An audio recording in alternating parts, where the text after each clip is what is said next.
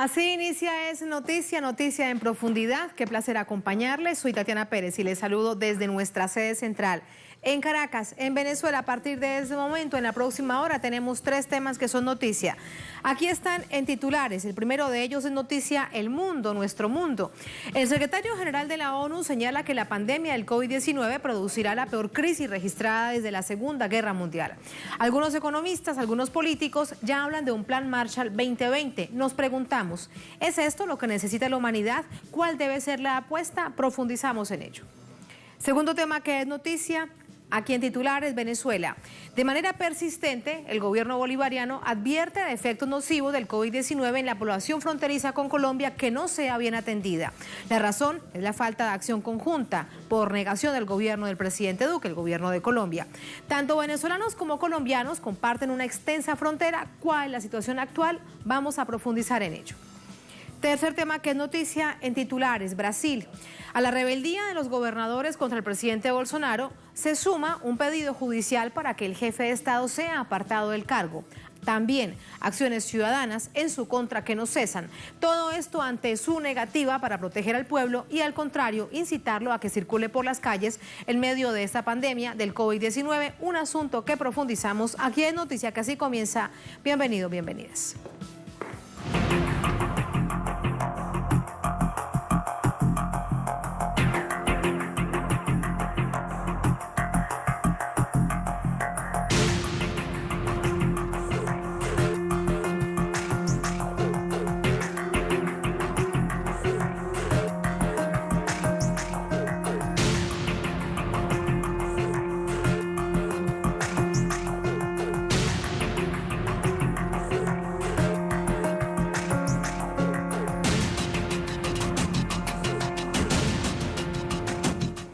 Noticia del mundo. El coronavirus es la segunda crisis más difícil desde la Segunda Guerra Mundial, según Naciones Unidas, según su secretario general.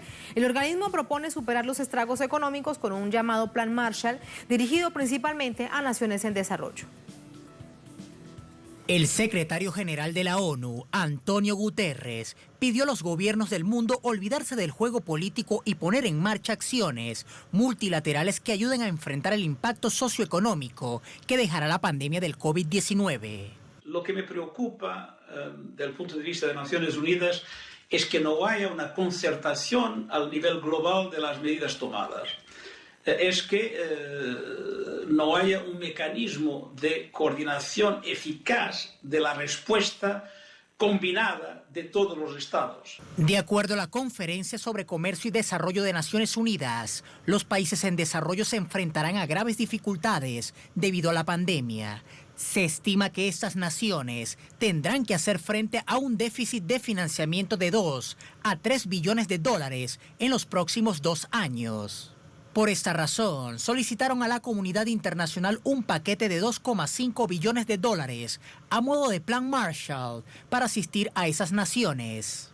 El Plan Marshall fue un paquete de ayuda económica masivo liderado por Estados Unidos para reconstruir Europa Occidental después de la devastación de la Segunda Guerra Mundial. Los economistas de la ONU piden que el plan de apoyo comprenda la inyección de $1 billón, la cancelación de deudas por otro billón y el otorgamiento de 500.000 millones en subvenciones en los servicios de salud de emergencia y programas de ayuda social. Los integrantes del G20 son los primeros llamados. Según informes de la ONU, la economía mundial podría contraerse en casi 1% este año, en contraste con un crecimiento del 2,5% estimado. Los países en desarrollo sufrirían por la disminución de sus importaciones, el impacto en los servicios, el turismo y las condiciones laborales. A la Organización Mundial de la Salud también le preocupan las consecuencias socioeconómicas de la pandemia sobre algunas regiones en razón a la escalada exponencial de casos confirmados de COVID-19 y muertes esta semana. Si bien se ha informado un número relativamente bajo de casos confirmados en África, América Central y América del Sur, nos damos cuenta de que el COVID-19 podría tener graves consecuencias sociales, económicas y políticas para estas regiones. Los estragos ya no pueden contenerse, pero sí tomar acciones para enfrentarlos. Queda en manos de las llamadas grandes potencias contribuir. Paradójicamente, las mismas naciones que históricamente han aportado a la paulatina destrucción del planeta. Allí los hechos que están en discusión, profundizamos, los analizamos con Atilio Borón. Él es politólogo, escritor, sociólogo argentino, doctor en ciencias políticas, premio Libertador al Pensamiento Crítico 2012. Doctor Atilio Borón, muy buenas noches, ¿cómo está? ¿Qué tal? Buenas noches, Tatiana, ¿cómo está? Muchas gracias. Gracias, doctor Borón. Primero preguntarle acerca del Plan Marshall, del que comienza a hablar algunos economistas dentro de Naciones Unidas y fuera de ella algunos políticos dentro de Europa. Plan Marshall 2020, dicen, rememorando el plan que se estableció para recuperar a Europa después de la Segunda Guerra Mundial. ¿Cuál es su visión? Bueno, yo creo que evidentemente hay necesidad de encarar una ayuda muy fuerte para, sobre todo, los países del tercer mundo que la van a pasar muy mal con esta pandemia. Ahora, de todas maneras, parece un poco difícil que se pueda lograr llevar adelante ese programa, por lo menos en la medida en que Estados Unidos no cambie su política tradicional, porque en materia de atención médica, el monto de dinero que Estados Unidos va a tener que dedicar simplemente a atender a su población, en caso de que la pandemia le golpee moderadamente, no muy fuerte, moderadamente, es tan grande que difícilmente Estados Unidos pueda contribuir a la creación de ese plan Marshall. El problema entonces, ¿quién va a poner ese dinero? Los países europeos están todos profundamente endeudados, como también lo está Estados Unidos. Estados Unidos tiene una deuda pública que ya supera el tamaño de su Producto Bruto. En los países europeos la situación es más o menos igual. La única que más o menos está en condiciones de aportar algo es China, pero China va a crecer probablemente este año apenas al 2%, que es la tasa más baja en casi 50 años. Entonces, el plan es muy bonito, pero hay que ver de dónde sale ese dinero.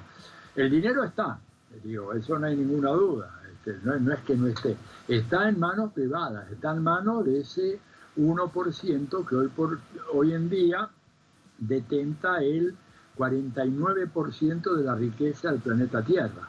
Entonces, el tema es cómo se hace para que esa gente, los ultramillonarios o billonarios, ¿verdad?, dueños de millones de dólares, hagan el esfuerzo necesario o sean compelidos a hacer el esfuerzo necesario para financiar este plan Marshall.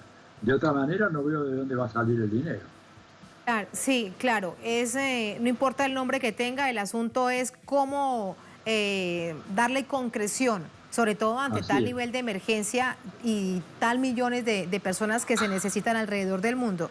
Doctor Atilio, usted ha escrito recientemente, esta semana hemos leído un artículo suyo, La pandemia y el fin de la era neoliberal. Allí usted plantea, como otros intelectuales en el mundo, ¿qué va a pasar? ¿Cuál puede ser el panorama en esta pospandemia con respecto específicamente al neoliberalismo? Usted dice, si de algo estamos completamente seguros es que la primera víctima fatal que se cobró la pandemia fue la versión neoliberal del capitalismo. ¿Esto qué quiere decir? Que habrá un nuevo neoliberalismo, tendrá otro nombre, que el capitalismo también virará. ¿Cómo entenderlo? Mire, el neoliberalismo tal cual lo conocemos hoy ya está muerto, sepultado, ¿verdad? No tiene manera de resucitar, ni siquiera en Estados Unidos, ¿verdad? ¿Qué es lo que viene después? Bueno, alguna gente, usted sabe, yo ahí polemizo con algunos autores, dicen, bueno, algunos que dicen la epidemia va a acabar con el capitalismo. Lo que yo digo, que para acabar con el capitalismo se quiere bastante más que una epidemia. Es necesario realmente contar con una correlación de fuerzas, tener actores sociales organizados, concientizados, que tengan un horizonte postcapitalista en sus luchas políticas, ¿verdad? Y hay que preguntarse si ese entramado de actores de fuerzas sociales está ya en existencia en los principales países del mundo desarrollado. Yo no lo veo. ¿Qué quiere decir esto? ¿Que volvemos a lo de antes? De ninguna manera. O sea, ¿por qué no volvemos a lo de antes? Bueno, porque el neoliberalismo planteaba un predominio de los mercados sobre el Estado, y eso se está acabando ya, ¿no es cierto?, con esta crisis. O sea, el mundo que viene no va a ser lo mismo que antes. Hay una metáfora muy interesante que usa una empresaria norteamericana que está reportada en una nota hoy, creo que en el Washington Post, en donde ella muy optimista dice, bueno, dice, no hay que alarmarse, es como si hubiéramos tocado un botón de pausa, dejamos que pase la epidemia y enseguida ponemos el botón de start o arrancar y la economía vuelve a arrancar. No va a ser así, va a ser mucho más lento, mucho más complicado, en primer lugar porque buena parte del sector privado va a quedar profundamente debilitado y devastado por esta crisis. Las más grandes empresas están teniendo pérdidas enormes. Entonces, quiere decir de que para poner en marcha todo aquello se va a requerir un modelo de intervención económica muy fuerte, yo diría, Tatiana, más fuerte del que conocimos en la época de la segunda posguerra, porque los mercados van a quedar profundamente debilitados y van a ser sometidos a una regulación muy, muy estricta por parte de las autoridades, más allá de que las autoridades sean de izquierda, progresistas o no. A ver, acá hay un hecho. Por ejemplo, Estados Unidos, hay una entrevista muy interesante que le hacen a Noam Chomsky en estos días, en donde él dice, en este país se le entregó el cuidado de la salud pública a las empresas privadas y a las industrias farmacéuticas. Y eso ha fracasado de una manera monumental. Y los números más elementales, ¿verdad?, demuestran cómo, por ejemplo, en un país como Estados Unidos no hay suficientes camas con unidades de terapia intensiva para atender a lo que sería un impacto moderado de la pandemia. Un impacto moderado quiere decir que probablemente haya 250 a 300.000 personas en necesidad de utilizar ese tipo de camas, y resulta que el informe de la Asociación Americana de Hospitales dicen que a lo máximo hay 64.000, pero de las cuales una buena parte están ocupadas con pacientes crónicos. ¿Y esto por qué? Bueno, porque se redujo el número de camas que había en los hospitales privados en los Estados Unidos. ¿Sabe para los efectos de qué? De que haya una tasa de ocupación por encima del 90%, porque eso mejoraba las ganancias de los hospitales privados. Entonces, esto es lo que dice Chomsky. Indudablemente, la indignación del público americano al ver que de repente encuentra el vicegobernador de Texas, ¿no es cierto?, diciendo que, bueno, los ciudadanos mayores de 70 años tendrían que hacer un sacrificio y morir por el bienestar de la economía americana, o sea, aceptar, digamos, este desastre que produjo el sistema privado de salud, morirse para hacer posible que el sistema siga igual. Bueno, eso es absolutamente inviable políticamente. Y creo que la agresividad... Pero doctor Atilio Boró, fíjese usted que sí, ese mismo testimonio de este político, de este vicegobernador, bueno, que circuló tanto en las redes sociales, lo que uno dice cuando lo ves no es de sorprender, porque eso es lo que piensan. Aquí la diferencia es que lo dijo. Y allí mismo hilaría entonces otro asunto que ya usted planteaba. Si hay un necesario cambio, porque además el mundo nos llevará hacia eso, con un proceso postcapitalista diferente al neoliberalismo, hablemos además de la cantidad de resistencias, de ese 1% que tiene la mayoría del dinero del mundo, que podría ayudar a cambiar las cosas, pero que no lo va a querer hacer. Bueno, pues ahí va a haber que aplicar la fórmula que recomendaba Barack Obama, ¿no es cierto?, que no se lo puede acusar de ser un extremista, terrorista ni nada, cuando él dijo, siendo presidente, que a veces a los amigos hay que torcerles un poco el brazo por la fuerza para hacer lo que el gobierno considera que es necesario. Y yo creo que ha llegado la hora de torcer muchos brazos, no solamente en Estados Unidos, también en Europa, también en América Latina, donde los niveles de concentración de la riqueza son absolutamente escandalosos y ese mundo no va a volver. O sea, después de esta pandemia, lo que yo puedo asegurarte es que va a venir un modelo sociopolítico híbrido que no va a ser el socialismo probablemente en su sentido más ortodoxo, pero va a tener muchos elementos de lo que sería un proceso socialista mezclado con un capitalismo muy recortado por el recorte muy fuerte que va a tener los mercados y por esta transformación del orden internacional en donde países como China y como Rusia desplazan a los que fueron los socios tradicionales de Estados Unidos, que fueron la Unión Europea, que hoy está en ruinas. Yo he visto mismo ahí en Telesur al presidente de Serbia presentarse llorando, diciendo cómo en Europa no ha habido ninguna ayuda. La ayuda vino de Cuba, vino de Rusia, de otros países, y China, que desplaza por completo a Japón. Entonces tenemos un escenario internacional totalmente cambiado, donde la tríada tradicional, Estados Unidos, Unión Europea, Japón, ya no corre más, ahora Estados Unidos, China y Rusia, y por dentro de los países procesos de reconstrucción muy fuertes del Estado, regulación, control sobre los mercados y procesos de desprivatización que van a estar facilitados, Tatiana, por el hecho de que esta pandemia y el aislamiento ha desarrollado nuevas formas de solidaridad y de sociedad. Y esto es un tema que siempre los estrategas norteamericanos tenían mucho temor. Cuando ellos hablaban sobre el tema de la Internet y las redes sociales, por ejemplo, quien a mi juicio fue el más grande estratega que tuvieron en los últimos 30 años, que fue Zbigniew Brzezinski, Brzezinski decía, cuidado con esa ilusión de que la comunicación fácil y las redes sociales van a facilitar la difusión de la cultura norteamericana.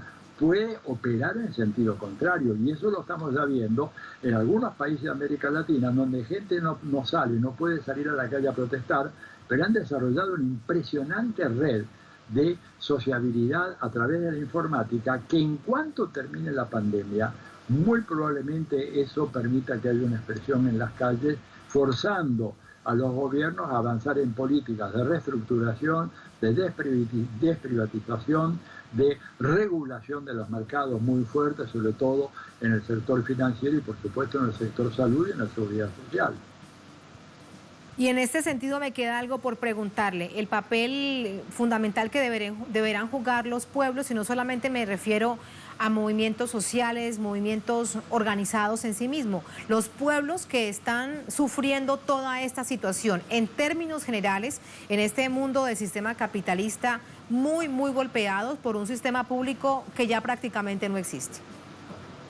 Bueno, lo estamos viendo, digamos, porque las protestas, la pandemia esta vino a cortar toda una serie de protestas que se estaban dando en toda América, en buena parte de América Latina, en contra del modelo neoliberal. Recordemos la situación de Chile, que arranca ya desde mediados de octubre, en Haití las protestas, en Honduras, en muchos países de América Latina, ¿verdad? En Francia con los chalecos amarillos, protestas crecientes en otros países europeos. O sea, creo que va a haber un protagonismo popular muy fuerte. Por eso yo digo que el mundo que se viene, cualquiera que sea la definición final detallada que podamos pronosticar para eso, pero sí podemos en términos gruesos decir que va a ser muy diferente al anterior, que lo anterior no va a revivir, que lo anterior ha quedado en el pasado, que esta dictadura de los bancos, del gran capital, del capital financiero, esta locura de la hiperfinanciarización de la economía va a ser parada, pero en seco, porque de lo contrario esto no tiene solución.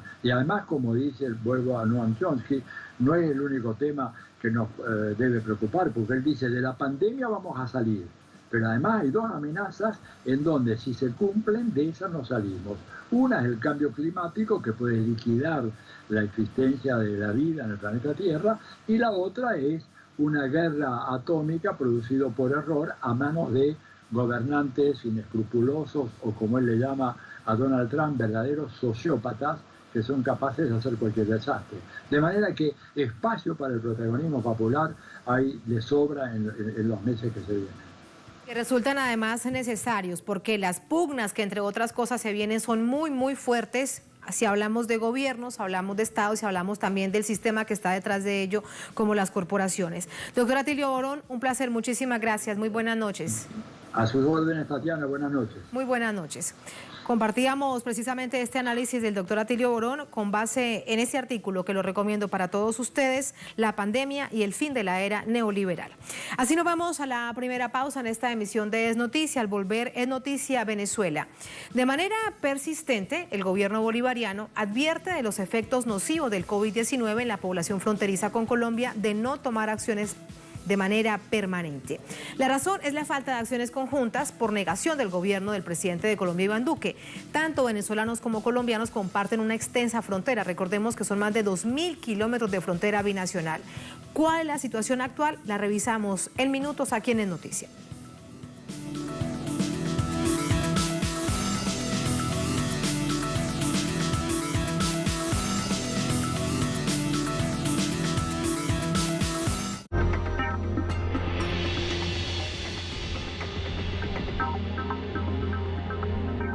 Los gobiernos del mundo, en mayor o menor medida, han declarado la cuarentena como medida para combatir la propagación del coronavirus. Por eso, te traemos algunas sugerencias de cosas que puedas hacer en casa durante la cuarentena social. Evita la sobreinformación. La sobreinformación sobre el coronavirus puede generar muchísima ansiedad. Por eso recomendamos que veas noticias 1 hora al día. Afrontar positivamente la situación. Debemos centrarnos en que no salir de nuestras casas es un sacrificio personal para lograr el bien de los demás y la sociedad. Utilizar la tecnología. Usemos la tecnología para mantener unidos a nuestros seres queridos. Mantenerse activo. Busca formas de actividad física que puedas realizar en casa. Planear una rutina diaria. Diseña un plan de actividades que puedas cumplir día a día. No te adelantes a los acontecimientos. Ayudarse mutuamente. Colaborar y apoyarse los unos a los otros hace la vida más llevadera en estas circunstancias. Coronavirus. Prevención global.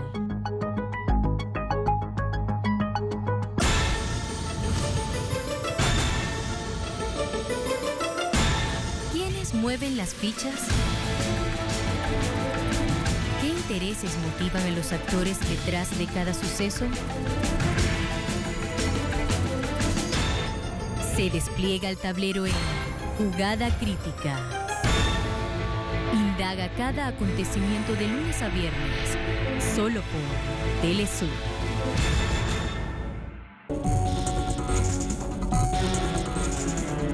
Los indicadores de un mundo en constante cambio. Las decisiones que influyen en el desarrollo de las naciones. 2 emisiones y un punto de vista diferente para analizar el impacto económico.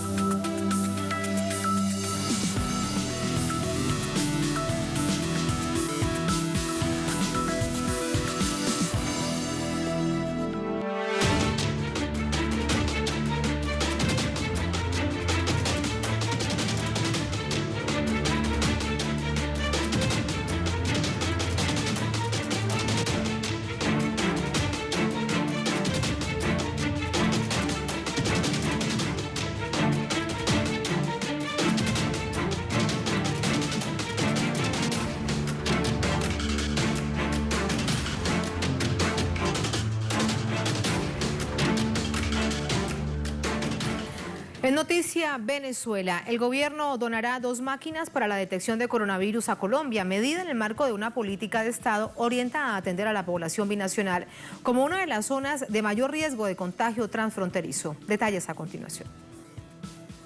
El presidente de Venezuela ordenó la donación de 2 dispositivos para la detección del virus al vecino país, en un intento por ayudar ante la crisis sanitaria que vive Colombia, que de acuerdo a cifras actualizadas al 1 de abril, presenta 1.065 infectados y 17 muertos por COVID-19, mientras que Venezuela ostenta 143 contagios y 3 fallecidos a causa de la pandemia. Tomando en cuenta que en Colombia hay una sola máquina para hacer pruebas en todo el país, se dañó. Parece que la repararon y sigan haciendo pruebas. Colombia, una sola maquinita, una sola máquina. Vamos a hacer una cosa, con las máquinas que van a llegar del envío próximo de China, vamos a donar a Colombia 2 máquinas para hacer exámenes al pueblo de Colombia. Con las máquinas que van a llegar ahora que adquirimos en la China. 2.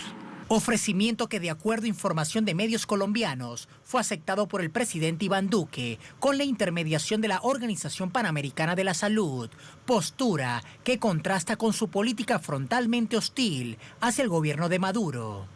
El mandatario venezolano ha defendido sistemáticamente la implementación de una política exterior basada en la solidaridad y cooperación internacional, planteamiento que también comparten gobiernos como el de Cuba, Rusia o China, quienes lideran el envío de ayuda tanto de insumos como de personal médico para aliviar los efectos de la pandemia. Acciones que contrastan con la predominante actitud de restricciones y aislamiento internacional implementada por gobiernos como el de Estados Unidos y la mayor parte de los gobiernos de la Unión Europea.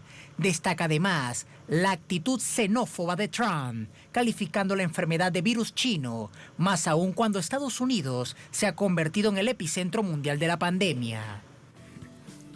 Vamos a entrar con el análisis, nos acompaña para ello Freddy Bernal, él es político, comisionado para la protección del Estado Táchira en la frontera venezolana con Colombia. Freddy, ¿cómo te va? Muy buenas noches. Saludos, Tatiana, un abrazo bolivariano para toda América Latina y toda la teleaudiencia. Aquí, como tú lo sabes, bueno, en esta dura y complejísima tarea en la frontera con Colombia desde el Estado Táchira. Muchas gracias, Freddy. Justo estás llegando de la zona fronteriza. Por allí quisiera comenzar esta radiografía. ¿Cuál es la situación de los ciudadanos que usualmente pasaban de Colombia hacia Venezuela, de Venezuela a Colombia, ahora con la frontera cerrada, que usan las llamadas trochas y hay tantas en esta extensa zona? ¿Cómo controlar este paso precisamente en un momento tan complejo como este de la pandemia del COVID-19? Sí, primero lo que hay que señalarle a la teleaudiencia es que la frontera con Colombia son unos 2.200 kilómetros inmensos de bosques, ríos, pequeños pueblos y algunos pasos fronterizos de mucha movilidad. Aquí en la frontera donde estamos nosotros son 200 kilómetros en el estado Táchira con la República de Colombia. Como tú lo acabas de señalar, a lo largo de esa inmensa frontera hay pasos irregulares. Forma natural, una frontera muy dinámica. En cuanto a las medidas preventivas que hemos tomado, hemos ubicado la Fuerza Armada Nacional Bolivariana en los llamados pasos identificados. En esta frontera unos 90. No obstante, hay que señalar que las personas pueden pasar casi por cualquier lado, con un elemento triste que se está sumando ahorita, que es que desde Colombia, las autoridades colombianas, a los venezolanos que llegan de Ecuador, de Perú y de diversos rincones de Colombia, que quieren volver a Venezuela y que están volviendo a Venezuela, en vez de recibirlos decentemente en Colombia y entregarlos o llevarlos a la frontera, a los pasos fronterizos, por ejemplo, como el puente internacional Simón Bolívar o el puente Francisco de Pablo Santander en Ureña, los lanzan por los pasos irregulares, entre el monte, entre la montaña. Y esos venezolanos llegan golpeados, menos rasgados las vestiduras con el monte, con hambre, con frío, mujeres, hombres, niños. Una acción inhumana de parte del gobierno de Iván Duque. Pero no solo eso, Tatiana, sino que irresponsablemente en el territorio, en el departamento norte de Santander, que es el que colinda con Venezuela, no han implementado las medidas de control, las medidas de desplazamiento humano y las medidas epidemiológicas para evitar que la pandemia se disemine. Ya en norte de Santander, hasta el día de ayer, habían 15 casos confirmados y 3 personas habían fallecido. Pero lamentablemente en Colombia y en este territorio no hay un sistema de salud que tenga la capacidad de detectar los innumerables casos que lamentablemente seguramente están en norte de Santander. Eso hace, Tatiana, que la frontera con Colombia se transforme para nosotros en la frontera más vulnerable para que entre el virus. En ese sentido, el presidente Nicolás Maduro ha ordenado... Freddy, sí, eso, con todo esto que nos dices, es un desafío permanente. ¿Cómo entonces hacer estas labores de detección del COVID-19 tal como se ha visto en el resto de la nación, incluso el presidente lo ha detallado estado por estado, lo que sucede con Distrito Capital, lo que sucede con Miranda. ¿Cómo entonces llevar eso ante una situación tan compleja a esta zona fronteriza de Táchira? Hemos diseñado un sistema con la Fuerza Armada Nacional Bolivariana y los cuerpos de policía, una especie de embudo. O sea, las personas que entran goteadas por la frontera obligatoriamente llegan a unos lugares, a unos puntos de control, que ahí los captamos. Esas personas las captamos, las llevamos a un punto de despistaje en San Antonio del Táchira y las sometemos a todo un protocolo de desinfección, de control de la temperatura, de llenado de una planilla, de abordaje médico integral, y ahora lo estamos sometiendo a la prueba rápida de hace 72 horas. Todo el que entra por la frontera colombo-venezolana, sea que venga a la zona de frontera o sea que vaya al interior del país, se le hace todo el protocolo, la prueba de despistaje, la atención humanitaria, y luego, previo despistaje, se le ubica en un autobús, previo chequeo con lista, y se le envía al Estado. Hasta este momento han pasado por la frontera, rumbo a diversos estados del país, 7.324 personas. Entonces, yo desde aquí, desde la frontera, le informo al gobernador y el general de la SODI, el general Guillermo Moronta, le informa al jefe respectivo, y entonces en ese estado lo esperan y le hacen un segundo despistaje. Es tal el control, Tatiana, que tenemos, que hasta este momento, en esta frontera tan álgida del estado Táchira, se han presentado 53 casos sospechosos. Los 53, hasta el día de hoy, el Instituto de Higiene Nacional los ha detectado negativos. ¿Qué significa eso? Que a pesar de ser una altísima frontera de riesgo, hemos tomado estrictamente las medidas de restricción hacia la frontera y las medidas de control que hasta este momento no hay. No obstante, responsablemente le decimos a América Latina, nos preparamos para lo peor esperando que no pase. Y en ese sentido, ya llegaron hace 2 días aquí al Táchira 25.000 pruebas de despistaje. Sí. Y estamos haciendo un despistaje de toda la zona de frontera.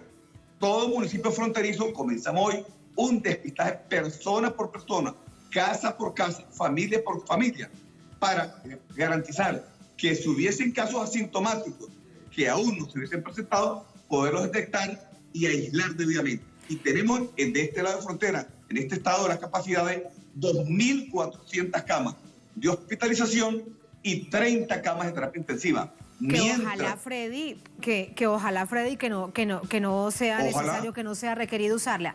En conclusión, con respecto a este asunto del despistaje, de los casos sospechosos, ninguno se ha dado, ninguno positivo. Hasta este momento, Tatiana, desde hace 2 días para acá, a las personas que han entrado por vía de frontera, le hemos aplicado a 1.750 personas y hasta este momento no hay ningún caso positivo. Eso no significa, Tatiana, que pudiera aparecer un caso, sería normal que apareciera, claro. Pero puede contar el pueblo del Táchira y el pueblo de Venezuela que tenemos la capacidad profesional, la capacidad clínica y de respuesta con apoyo de los médicos venezolanos y la misión Barro Adentro de los médicos cubanos para poder responder a cualquier contingencia. Y como te estamos diciendo, nos hemos preparado para lo peor, esperando que no pase nada. Sobre todo porque vemos además en Colombia cómo de manera diaria en el balance que se entrega aumenta el caso de personas y de casos confirmados y lamentablemente también el número de fallecidos. Freddy, a propósito de eso, sí, quédate con nosotros, tenemos más información que vamos a sumar con nuestro corresponsal aquí desde nuestra sala de redacción, Leo Retamal. Hola Leo, muy buenas noches. Aquí hay un asunto además para sumar. Tenemos la información de la frontera con Freddy Bernal, pero en el resto del país hay balance también esta noche que ha entregado el vicepresidente de Comunicación, y a esto además sumar un asunto también de comunicado que entrega el gobierno en respuesta a la Casa Blanca. Hola Tatiana, muy buenas noches. Efectivamente, esta tarde, y como se hace diariamente aquí en Venezuela, un nuevo parte entregó el gobierno detallando los nuevos casos de eventualidades que se produzcan en torno a este tema del coronavirus. Hoy se informó un nuevo caso a nivel nacional ubicado en el estado de Nueva Esparta, lo que suma 144 contagiados en el territorio venezolano. De esos, 39 están en aislamiento domiciliario, 43 en recuperación y 27 permanecen internados en centros de diagnóstico integral recibiendo la atención determinada para estos casos. Se mantiene la cifra de 3 personas fallecidas y se mantiene la cifra de 41 personas recuperadas.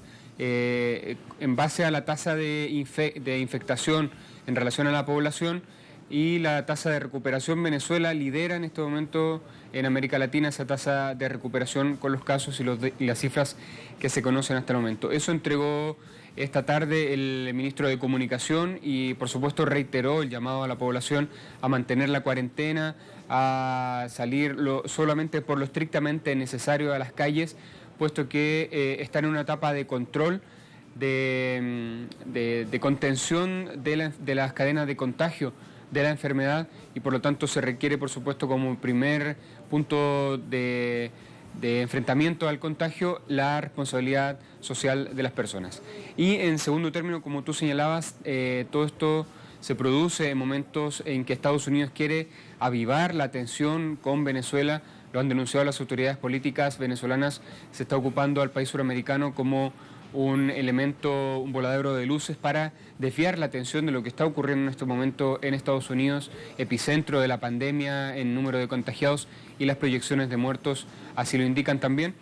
Y el gobierno venezolano leyó un comunicado rechazando los ejercicios militares que fueron anunciados esta tarde, un despliegue marítimo en el Mar Caribe con el objetivo de frenar, según han dicho las autoridades estadounidenses, el narcotráfico que ingresa a territorio estadounidense. Sin embargo, las cifras en la realidad hablan de que todo el narcotráfico se produce, o la mayoría se produce, a través del Océano Pacífico, pero sin embargo el despliegue está en el Mar Caribe.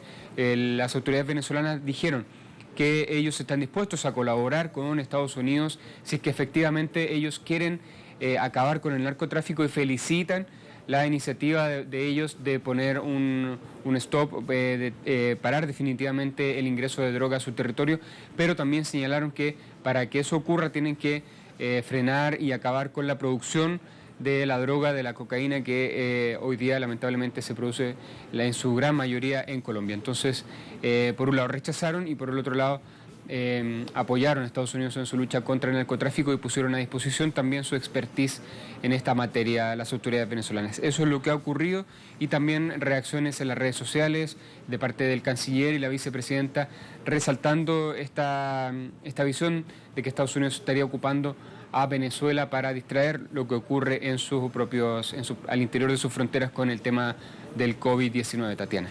Buscando nuevos titulares, es lo que se ha dicho, de hecho, incluso a través de las redes sociales. Gracias, Leo. Muy buenas noches. Buenas noches. Buenas noches. Con respecto a lo primero, Freddy, la información confirmada de casos por COVID-19 en Colombia, 1.065, información oficial de las autoridades del Ministerio de Salud. Lamentablemente se cuentan 17 muertes, 39 personas recuperadas. En norte de Santander, la capital es Cúcuta, que hace precisamente frontera con Venezuela, uno de los departamentos, hay 19 personas que están ya confirmadas por esta enfermedad producto del coronavirus, la COVID-19. La preocupación entonces se mantiene allí. ¿Consideran que están tomadas todas las medidas necesarias para tratar de controlar la situación? Freddy. Freddy. Hemos perdido la comunicación con Freddy Bernal, comisionado para la protección del estado Táchira, una zona fronteriza con Colombia muy extensa, más de 2.000 kilómetros de frontera entre Colombia y Venezuela. Y en esta coyuntura ha dicho en distintas oportunidades el gobierno del presidente Nicolás Maduro, el gobierno de Venezuela, hay que poner una gran atención porque hay un tránsito de colombianos que pasan hacia Venezuela por esta misma frontera. Este puente es uno de ellos, por ejemplo, este es otro, y también de venezolanos hacia Colombia. Un proceso de la vida binacional que, aunque se han tomado medidas de las zonas fronterizas específicamente, lo que se ha dejado abierto, además por parte de Colombia, lo denuncia el gobierno de Venezuela con una manera irresponsable, son la cantidad de pasos de manera irregular que existen, producto de esta extensísima frontera. Allí entonces lo que nos estaba contando Freddy es las acciones que se toman para las personas que lleguen allí, si son venezolanos, si son colombianos o son de otras nacionalidades, qué hacer para justamente protegerlos a ellos y proteger a todas las personas que se encuentran a su alrededor, justo cuando bien conocemos, cuando bien ha dicho la Organización Mundial de la Salud, se trata de una enfermedad, este nuevo coronavirus, el COVID-19, altamente contagioso, altamente infeccioso. Una persona puede contagiar o puede infectar con este virus a por lo menos 6 personas. De allí entonces que se deban tomar todas estas medidas necesarias, exigidas para la protección de quien pasa por esos lugares y también de las demás personas. En ese contexto también es importante revisar otro asunto y tiene que ver con la seguridad fronteriza. En este momento, cuando bien vemos la respuesta del gobierno de Venezuela a través de este comunicado del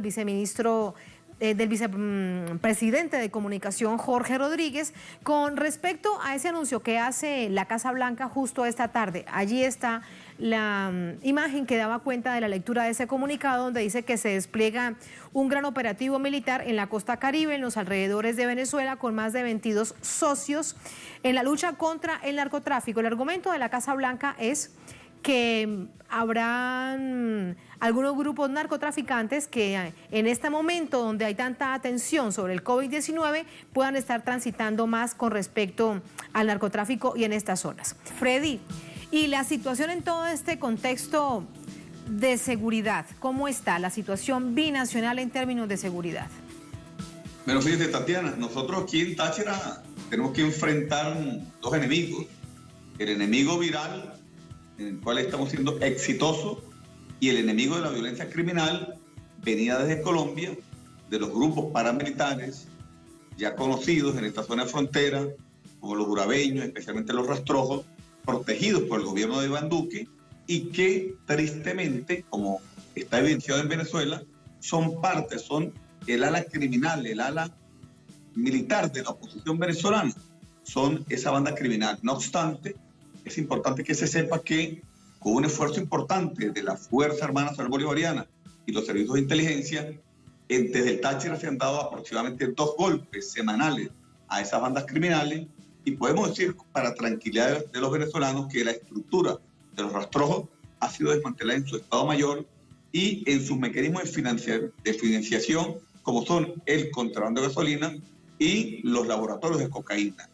Y solamente en los últimos 2 meses,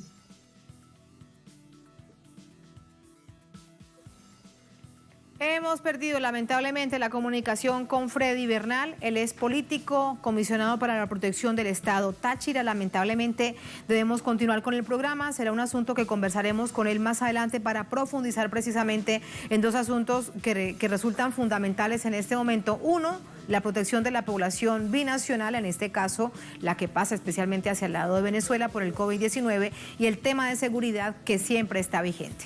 Así nos vamos a ir a una pausa. Al volver es noticia Brasil. A la rebeldía de los gobernadores contra el presidente Bolsonaro se suma un pedido judicial para que el jefe de Estado sea apartado del cargo. Las acciones también ciudadanas en su contra no cesan, todo esto ante su negativa para proteger al pueblo y al contrario incitarlo a que circule por las calles en medio de la pandemia del COVID-19, un asunto que analizamos al volver en Es Noticia.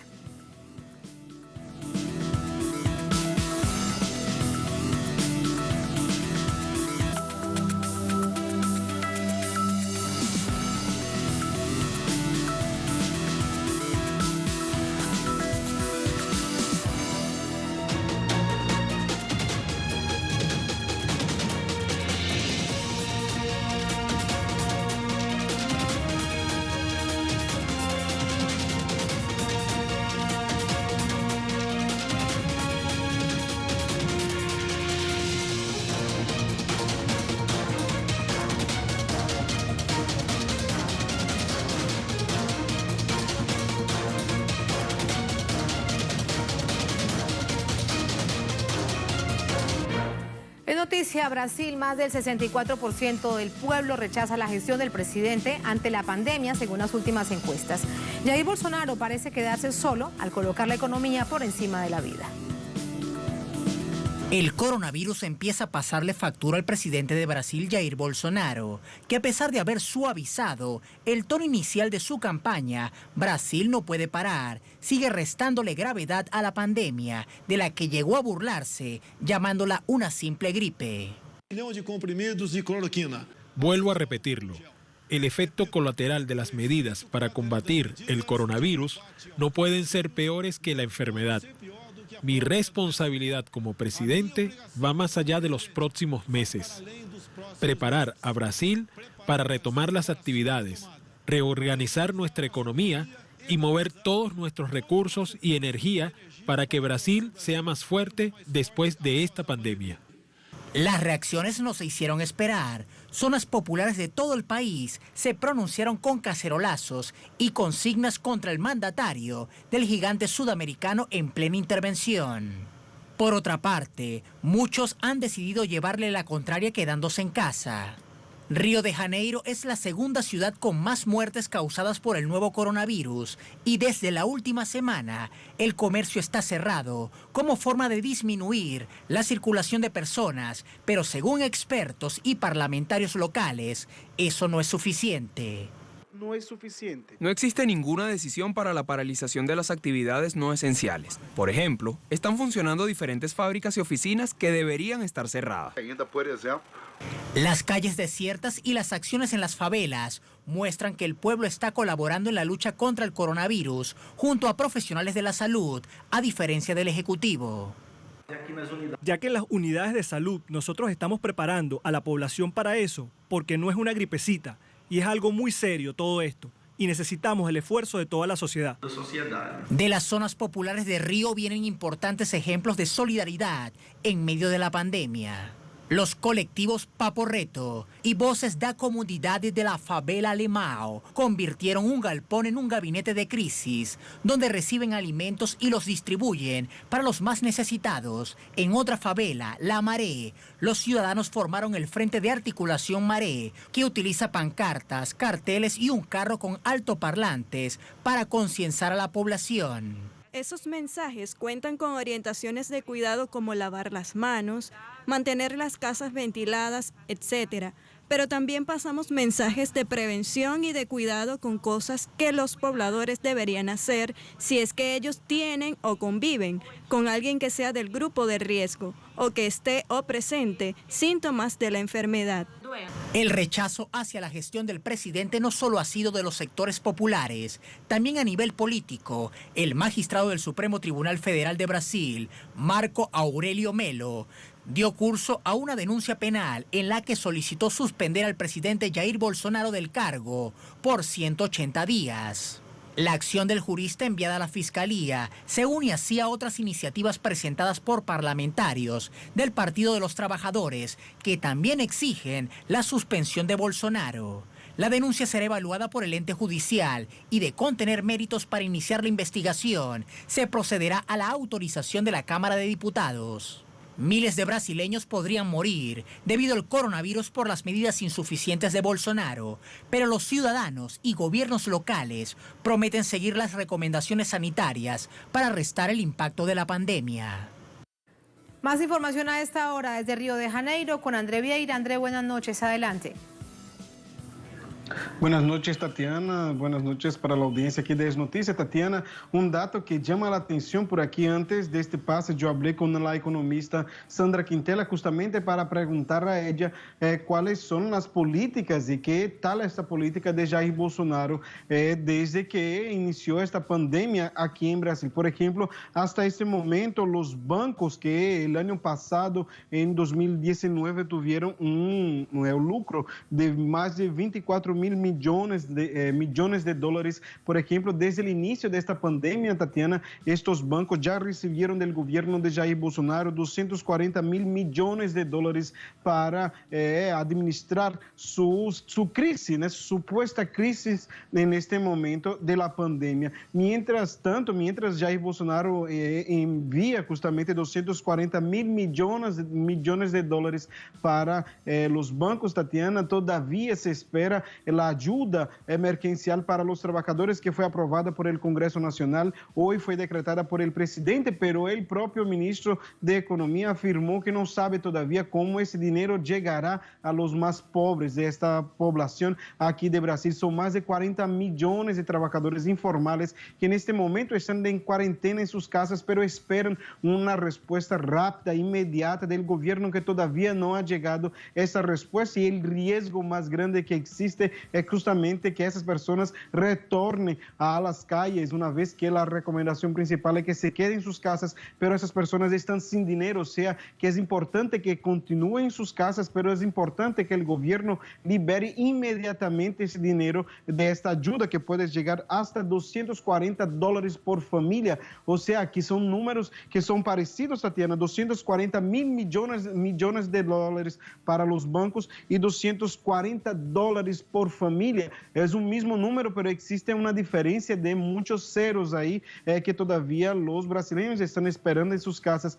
que llegue la ayuda del gobierno, mientras que la ayuda para los bancos que tienen lucros millonarios, esta ayuda ya llegó. Tatiana, y también la Sandra Quintela, esta economista, reafirmó que esta epidemia evidencia una deuda social que existe aquí en ese país, una epidemia que llega en un país donde las inversiones públicas están congeladas para la salud, para la educación, y de personas aquí en las comunidades más empobrecidas que no tienen acceso al agua en este momento. O sea, que el gobierno no sabe cómo llegará el dinero para esas personas, pero sí ya envió el dinero para los bancos. Una situación muy complicada, Tatiana.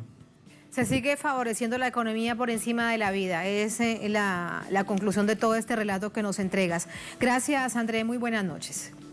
Vamos con el análisis. Nos acompaña para ello. Buenas noches, André. Beto Almeida, él es analista político, presidente de la televisora Ciudad Libre de Brasilia. Hola, Beto. Muy buenas noches. ¿Cómo estás?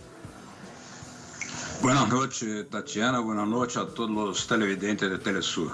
Gracias. Beto, gracias a ti. Para tratar de entender la acción del presidente Bolsonaro, además de manera sistemática, aunque la víspera haya suavizado un poco el discurso, la campaña de sal a la calle, no tengan miedo porque este virus es una pequeña gripita, ya vemos cuántas vidas le ha costado al propio pueblo y a las familias de las víctimas que tanto ya lo están sufriendo. Detrás del presidente Bolsonaro, ¿quién está? ¿Qué tipo de asesores le pueden decir esto? ¿O es que él está solo tomando este tipo de decisiones? A ver si uno logra entender por qué hace lo que hace. Bueno, el presidente Bolsonaro tuvo que hacer un cambio en su discurso porque sufrió varios reveses en los últimos días. Incluso fue censurado, digamos así, de una manera legal por el Supremo Tribunal Federal, que lo mandó retirar la publicidad en que él decía que debería, sobre todo, trabajar y colocar la economía por sobre la vida. El Supremo Tribunal Federal lo suspendió. Y ayer, otro ministro del Supremo Tribunal Federal le prohíbe hacer, el gobierno como un todo, y no solamente Bolsonaro, cualquier publicidad que no esté en sintonía con las orientaciones de la Organización Mundial de la Salud. Además de eso, el propio comandante del ejército,